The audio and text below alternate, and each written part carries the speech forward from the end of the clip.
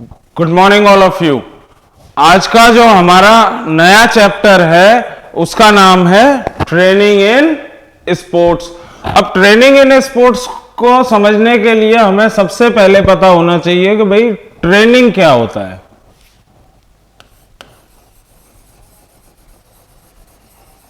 Training word हमने सबने सुना है, लेकिन हमें इसकी डेफिनेशन नहीं आती। तो ट्रेनिंग की डेफिनेशन क्या होगी कि द वर्ड ट्रेनिंग मीन्स, हम अगर इसका मीनिंग देखें तो the word training means to give practical and theoretical knowledge. The word training means to give practical and theoretical knowledge. ठीक है, किसी भी फील्ड में, एनी फील्ड, उसमें जैसे अगर हम एग्जांपल लें तो आप 12th बोर्ड के एग्जाम की तैयारी कर रहे हैं, तो इसका मतलब उस बोर्ड एग्जाम के लिए, वो फाइनल एग्जाम देने के लिए आपकी ट्रेनिंग चल रही है पूरे साल। अब ट्रेनिंग में आप क्या करते हैं, प्रैक्टिकल भी कर रहे हैं, थ्योरी भी पढ़ रहे हैं, तो ये क्या है, उसके लिए ये एक ट्रेनिंग प्रोसेस हो गया। ठीक है, इसी तरह से जब हम बात करेंगे ट्रेनिंग इन स्पोर्ट्स की, तो जो स्पोर्ट्स है उसमें ट्रेनिंग क्या होगी, कैसे होगी, ठीक है, कौन कौन से कंपोनेंट्स होते हैं फिजिकल फिटनेस के, उन्हें कैसे डेवलप करेंगे, ये देखेंगे। अब देखिए, अब हम बात करते हैं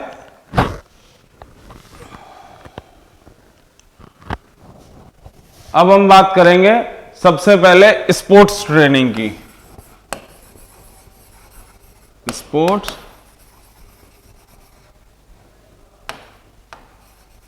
ट्रेनिंग, तो स्पोर्ट्स ट्रेनिंग क्या होता है भाई? ट्रेनिंग हमने वर्ड पढ़ लिया, किसी भी फील्ड में थ्योरेटिकल और प्रैक्टिकल नॉलेज लेना क्या होता है, ट्रेनिंग। अब हम बात करेंगे स्पोर्ट्स ट्रेनिंग की।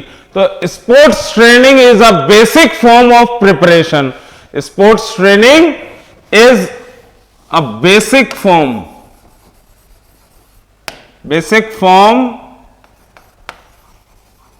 किसकी बेसिक फॉर्म है? प्रिपरेशन की। Basic form of preparation of a sports person. एक स्पोर्ट्स पर्सन के लिए बेसिक फॉर्म ऑफ प्रिपरेशन है क्या? Sports training. तो sports training is a basic form of preparation for a sports person according to Matthew, MATHEW, according to Matthew. ये definition किसने बोली? Matthew ने। ठीक है, तो मैथ्यू के हिसाब से ये डेफिनेशन है स्पोर्ट्स ट्रेनिंग की। अब हम थोड़ा सा स्पोर्ट्स ट्रेनिंग का इंट्रोडक्शन देख लेते हैं। भाई स्पोर्ट्स ट्रेनिंग क्या होती है? तो स्पोर्ट्स ट्रेनिंग किसी specific game, scientific systematic order में किसी भी चीज की तैयारी करना, मतलब तैयारी कौन करेगा? प्लेयर को सिस्टमैटिक साइंटिफिक वे में हमें एक ट्रेनिंग देनी है, पर्टिकुलर कोई एक एम या टारगेट को अचीव करने के लिए, उसे हम स्पोर्ट्स ट्रेनिंग बोलेंगे। अच्छा, इसमें अब हम देखेंगे कि डेवलप क्या क्या होना। हमें केवल एग्जाम के हिसाब से स्पोर्ट्स ट्रेनिंग की डेफिनेशन याद होनी चाहिए। ठीक है, स्पोर्ट्स ट्रेनिंग की डेफिनेशन याद होनी चाहिए। हमें हमारे फिजिकल फिटनेस के कंपोनेंट्स, अब फिजिकल फिटनेस के जो कंपोनेंट्स होते हैं, किसके कंपोनेंट्स ऑफ फिजिकल फिटनेस, तो ये क्या होते हैं? फिजिकल फिटनेस के कंपोनेंट्स होते हैं स्ट्रेंथ, स्पीड, एंड्योरेंस, फ्लेक्सिबिलिटी और कोऑर्डिनेशन।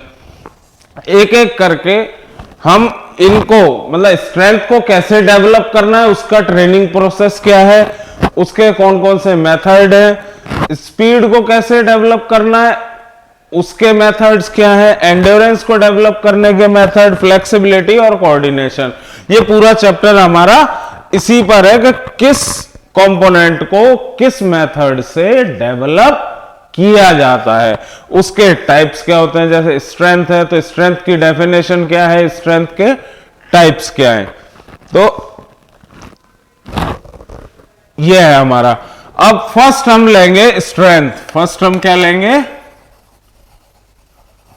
स्ट्रेंथ। अब स्ट्रेंथ क्या होता है भाई, strength is an ability of muscle. Strength, ताकत हड्डी में नहीं होती है, बोन में नहीं होती है, ताकत होती है मसल्स में। टू ओवरकम रेजिस्टेंस और एक्ट अगेंस्ट रेजिस्टेंस, किसी भी प्रतिरोध के विरुद्ध काम करना।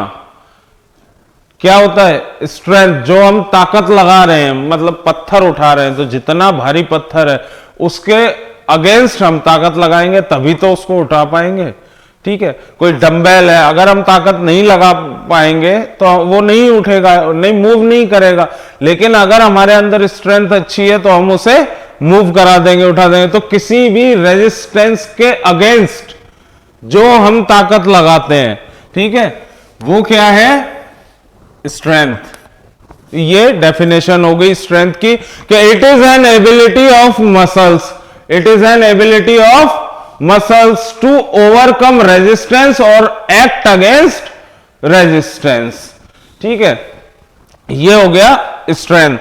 अब to develop each sub component of strength we need to consider intensity और स्पीड ऑफ वर्क, लोड और रेजिस्टेंस और weight, volume, duration of work, frequency of repetition, rest और रिकवरी। ये हम आगे देखेंगे।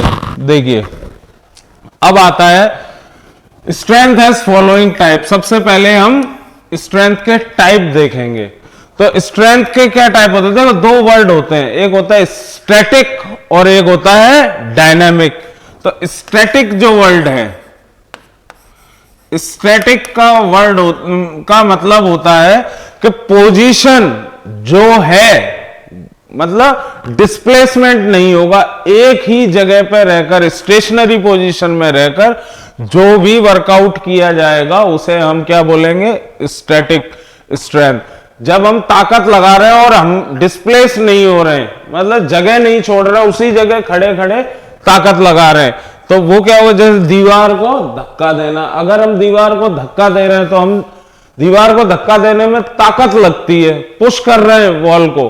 तो वॉल पुशिंग क्या है, मूवमेंट नहीं आ रहा, दीवार ना खिसक रही है ना हम आगे जा रहे हैं, केवल हाथ लगा लिया, वो उसे धक्का दे रहे हैं। तो दीवार को पुश करना क्या हो गया, स्टैटिक स्ट्रेंथ का पार्ट है। स्टैटिक स्ट्रेंथ, हमारी ताकत तो लग रही है लेकिन मूवमेंट नहीं आ रहा है, ये हो गया। तो static strength, it is also known as isometric strength. Static strength को हम और क्या बोल सकते हैं, इसको हम बोल सकते हैं आइसोमेट्रिक स्ट्रेंथ। अब isometric strength, it is the ability to act against resistance from single और वन पोजीशन, फ्रॉम सिंगल और वन पोजीशन। एग्जाम्पल के लिए हम देखें तो आर्म रेसलिंग, भाई आपने देखा होगा दो रेसलर्स खड़े होते हैं, वो दोनों एक दूसरे के हाथ पकड़ के वही आगे पीछे पुश करते रहते हैं, मतलब पोजीशन तो चेंज नहीं हो रही, डिस्प्लेसमेंट नहीं हो रहा, एक ही जगह पर खड़े हैं, लेकिन स्ट्रेंथ लग रही है, ताकत लग रही है। तो वो कौन सी हो गई, स्टैटिक स्ट्रेंथ। ठीक है, वॉल पुशिंग अभी बताया, पावर लिफ्टिंग, पावर लिफ्टिंग मतलब ज्यादा वजन उठाना, एक ही जगह पैर नहीं हिलने चाहिए और एक साथ ज्यादा वजन उठाना, ये हो गया स्टैटिक स्ट्रेंथ। नेक्स्ट आता है हमारे पास डायनामिक स्ट्रेंथ। तो डायनामिक स्ट्रेंथ को हम, देखो ये वर्ड हमें याद रखना है, ये आगे ट्रेनिंग में आएंगे। Static strength is also known as isometric और dynamic strength is also known as isotonic strength. तो आइसोटोनिक स्ट्रेंथ का मतलब क्या होता है, it is related to movement. भाई इसमें मूवमेंट नहीं थी स्टैटिक में, डायनामिक में क्या होगी, मूवमेंट होगी। It is also known as isotonic strength. It is related to movement. It is related to movement. Thus we can say that it is required for movement. मतलब ऐसी strength, ऐसे ताकत लगाना जिसमें हम डिस्प्लेस हो रहे हैं, अपनी जगह से हट रहे हैं। मैक्सिमम मूवमेंट्स हमारे 99% मूवमेंट हमारे वही होते हैं जब हम ताकत लगा रहे होते हैं, तो डिस्प्लेसमेंट होता है। We can say that it is required for movement. It is of three types. It is of three types. First, maximal strength. Maximal strength is the ability to act against maximum resistance. Maximum resistance.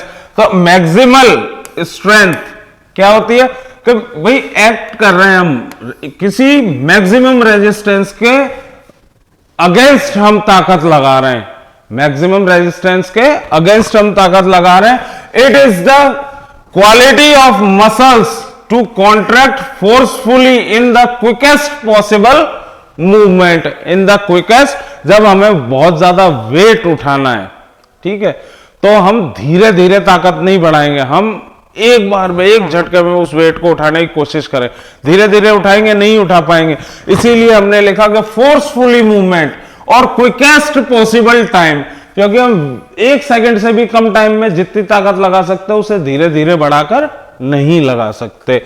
It is also known as power.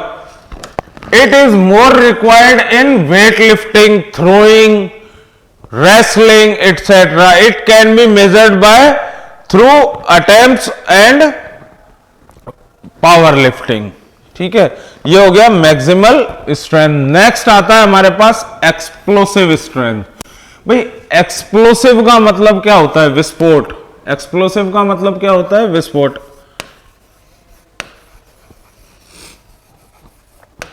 Explosive, तो explosive strength, विस्फोट कितनी देर में होता है? Second भी नहीं लगता, एकदम से बम फटता है। तो उसी तरह से एक सेकंड भी नहीं लगता और आपको अपनी पूरी ताकत लगा देनी होती है।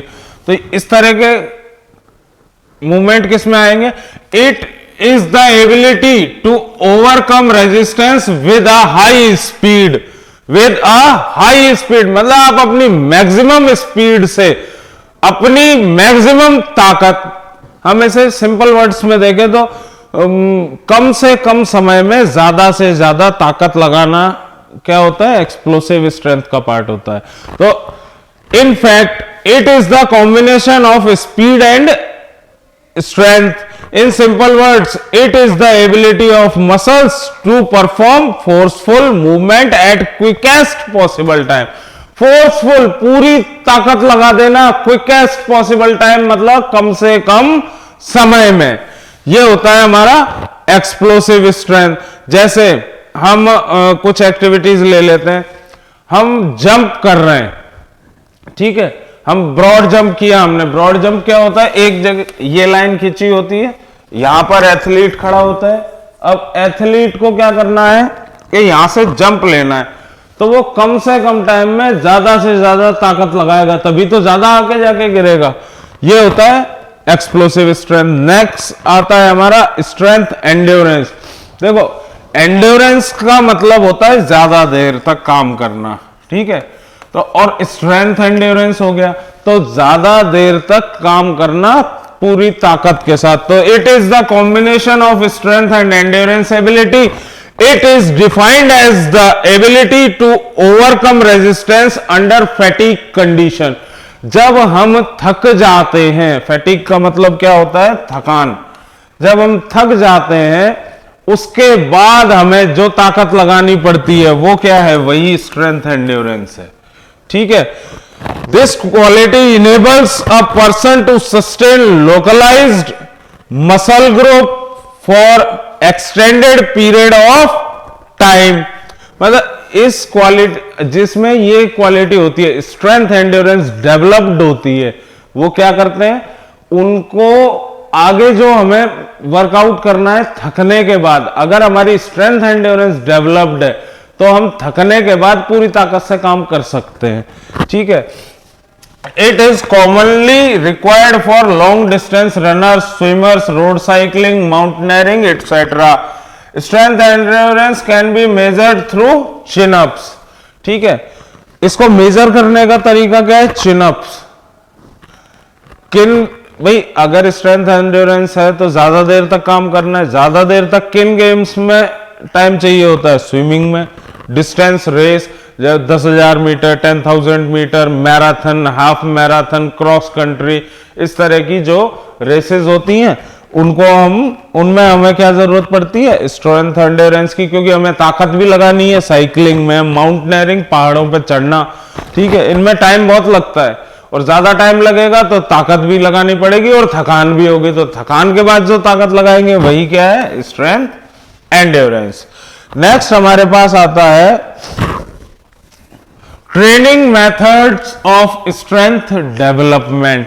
Training methods of strength development, ये जो टॉपिक है ये हम नेक्स्ट क्लास में स्टार्ट करेंगे। मैं हल्का सा ब्रीफिंग दे दूं कि भाई isometric exercises, isotonic exercises, isokinetic, ये 3 तरह के इसमें मेथड हैं, आइसोमेट्रिक, आइसोटोनिक और आइसोकाइनेटिक। हमने पीछे भी पढ़ा।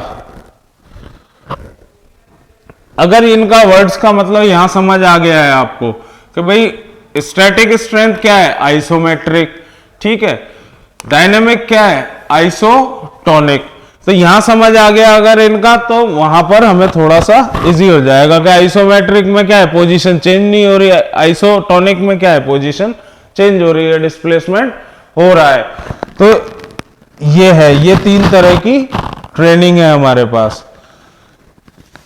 स्ट्रेंथ को डेवलप, किसकी ट्रेनिंग है, मेथड्स किसके हैं, स्ट्रेंथ डेवलपमेंट के। तो स्ट्रेंथ को हम किससे डेवलप करेंगे, आइसोमेट्रिक, आइसोटोनिक और आइसोकाइनेटिक।